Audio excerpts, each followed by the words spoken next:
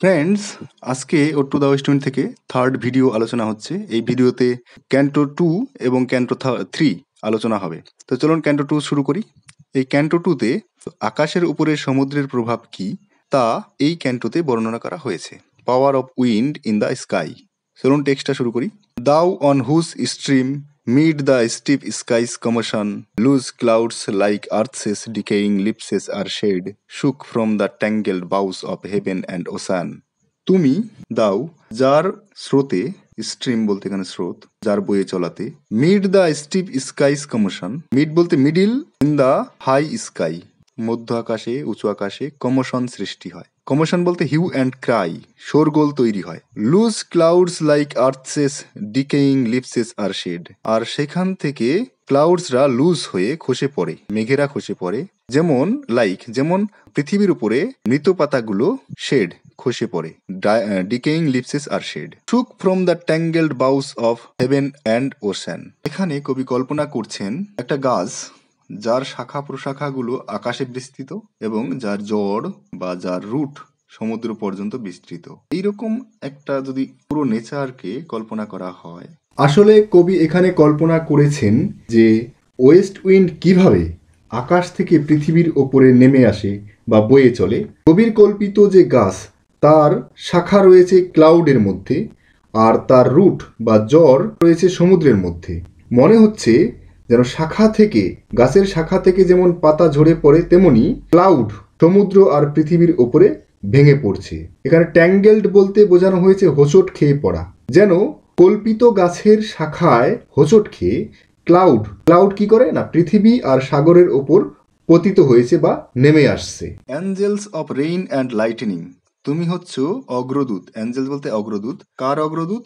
বৃষ্টি এবং বিজলি এর অগ্রদূত তুমি, কারণ তোমার প্রভাবে বৃষ্টি এবং বিজলি চমকায়। There are spread on the blue surface of thine airy surge. Thine airy surge, তোমার বায়বীয় যে সার্জ ওয়েভ, সেই ওয়েভটা, তরঙ্গটা ছেয়ে যায় কোথায়?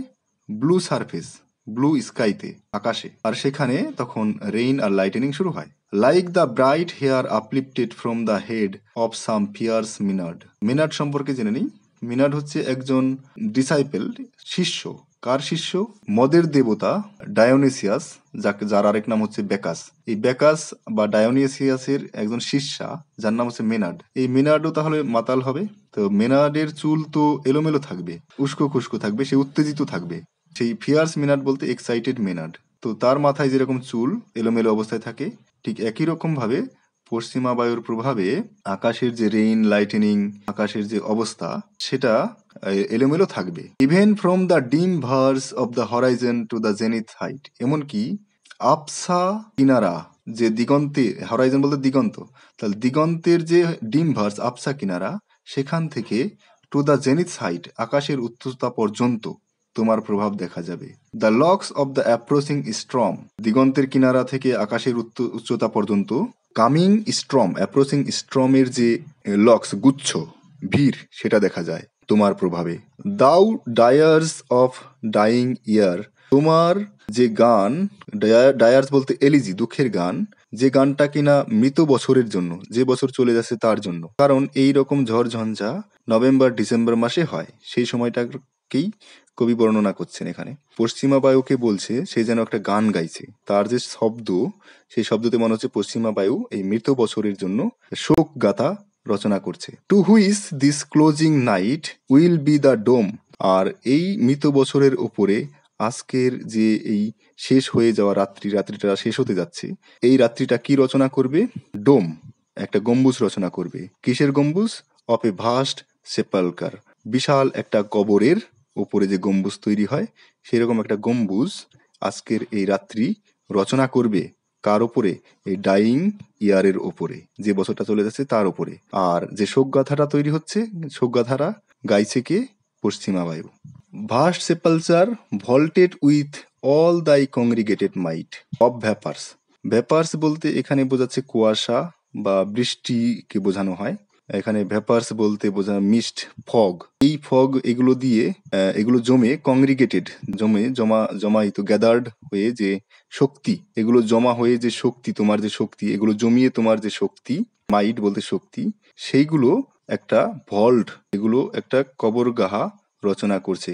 ফ্রম হুজ সলিড অ্যাটমসফিয়ার, আর যার এই যে শক্ত, সলিড বলতে শক্ত, কঠোর আবহাওয়া, এনভায়রনমেন্ট, অ্যাটমসফিয়ার, সেটা তৈরি হয়েছে। আর এর ফলে মনে হচ্ছে যে এই রকম অ্যাটমসফিয়ার থেকে, from whose solid atmosphere, black rain, বৃষ্টি, ফায়ার, আগুন, লাইটেনিং, হেইল, শিলাবৃষ্টি, এই সব কিছু যেন এখনই বার্স্ট হয়ে ফেটে পড়বে, এখনই চলে আসবে সবকিছু। ও হিয়ার। দেখা যাক যে এখানে ফিগার অফ স্পিচ কি ইউজ করা হয়েছে। প্রথমে দেখি পার্সনিফিকেশন, দাও ডায়ার্স ডাইং ইয়ার। এখানে তুমি গান গাইছো মৃত্যু বছরের জন্য, তাহলে এখানে মরে যাওয়াটা হচ্ছে হিউম্যান কোয়ালিটি, যেটা একটা বছরের উপর আরোপ করা হয়েছে। তাহলে দ্য ইয়ার ইজ পার্সনিফাইড।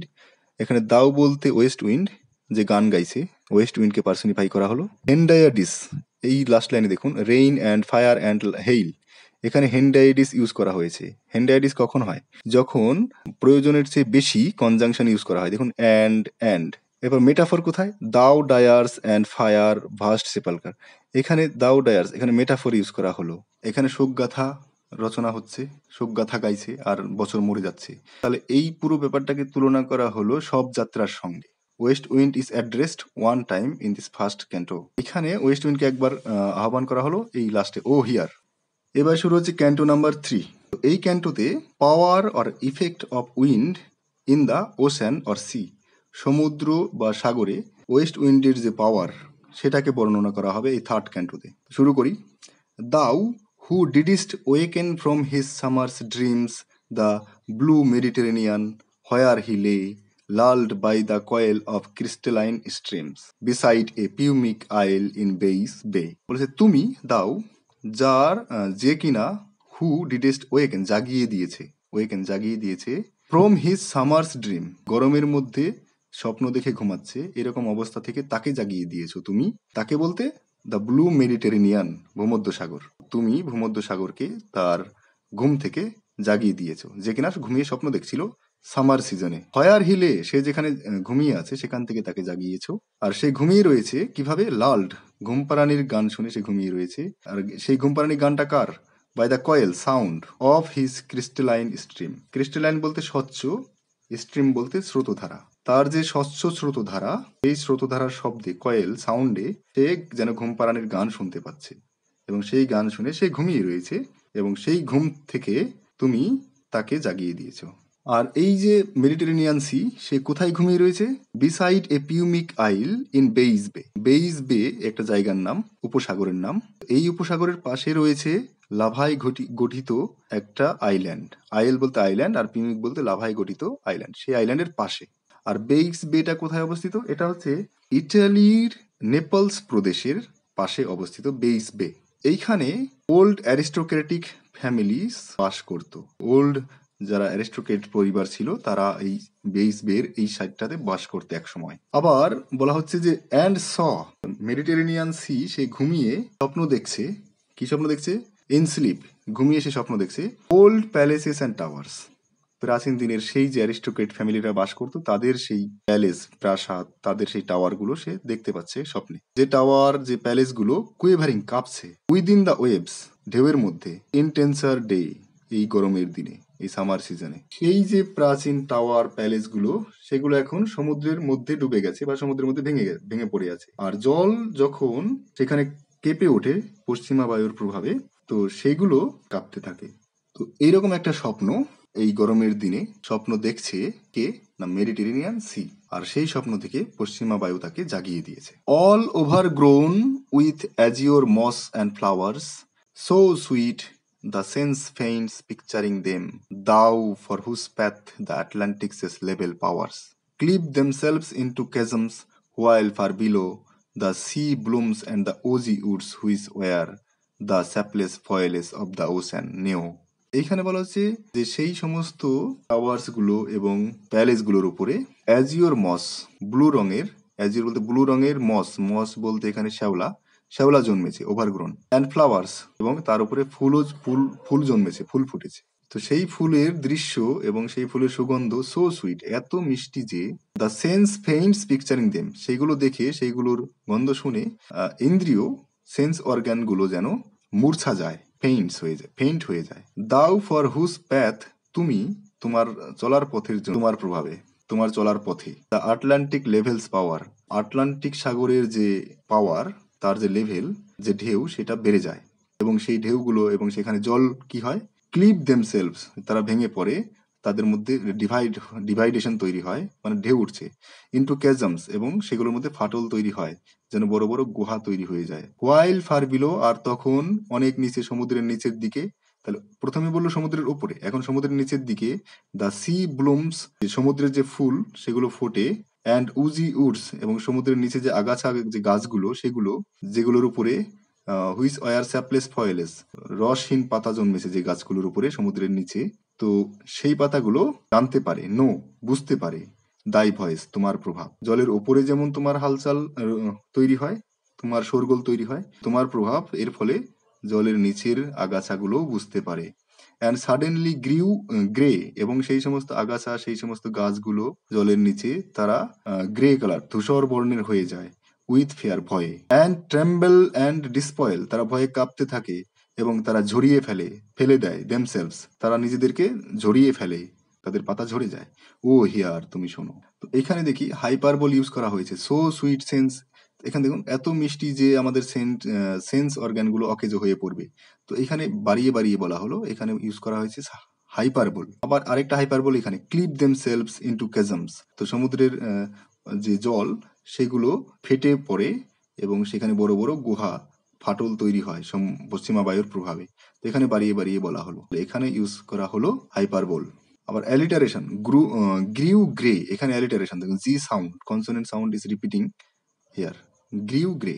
স্যাপলেস বলতে এখানে ড্রাই, রসহীন, আর ফয়েলেস বলতে এখানে লিভস, পাতা, যে পাতাগুলো, রসহীন পাতাগুলো ঝরে পড়ে, পশ্চিমা বায়ুর প্রভাবে ঝরে পড়ে। আর উজি উডস আর এই যে সি ব্লুমস, এরা তো সমুদ্রের নিচে থাকে, তাহলে এরা কেন এদের যে স্যাপলেস ফয়েলে ঝরিয়ে ফেলে, কেন ঝরিয়ে ফেলে? কারণ পশ্চিমা বায়ুর প্রভাব সেটা শুধু জলের উপরেই নেই, সমুদ্রের নিচের দিকেও তার প্রভাব পড়েই, মানে এখানে পশ্চিমা বায়ুর প্রভাবটাকে বেশি করে দেখানো হয়েছে। এরপরে 4 নাম্বার ভিডিও শুরু হবে, তো সেইখানে বাকি দুটো ক্যান্টো আলোচনা হবে। আজকে এ পর্যন্তই। Hope to see you in the next video. Thank you.